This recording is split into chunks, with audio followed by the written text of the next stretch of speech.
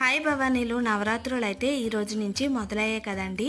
నేను మొదటి రోజు వచ్చేసి సేమియా పులిహోరని అయితే చేసి అమ్మవారికి నైవేద్యంగా అయితే సమర్పించాను. ఈరోజు మీరు ఏం ప్రిపేర్ చేశారో కామెంట్ బాక్స్లో అయితే పెట్టడం అయితే మర్చిపోకండి. అలాగే ఈ వీడియో నచ్చితే ఒక చిన్న లైక్ చేయండి. ముందుగా సేమియాని అయితే వేడిగా మరుగుతున్న వాటర్లో వేసి 50% ఉడికించి సైడ్కి అయితే వడకెట్టేసుకోండి. ఆ తర్వాత ఇలా ప్యాన్లోకి ఆయిల్ వేసుకొని జీడిపప్పును అయితే వేగించి సైడ్కి తీసుకోండి. అదే ఆయిల్లోకి కొద్దిగా పల్లీలు, పోపు దినుసులు, అలాగే ఎండుమిర్చి, పచ్చిమిర్చి, జీలకర్ర, కరివేపాకు, కొంచెం పసుపు వేసి ఇలా సేమియాను కూడా వేసుకొని కలిపేసుకోండి. ఉంటే కొంచెం ఇంగువను కూడా వేసుకోండి. అలాగే దానికి తగినంత సాల్ట్, నిమ్మరసాన్ని కూడా వేసుకొని కలిపేసుకోండి. ఇలా ఉడికించుకొని తీసుకుంటే సేమియా పులిహోర అయితే రెడీ అండి.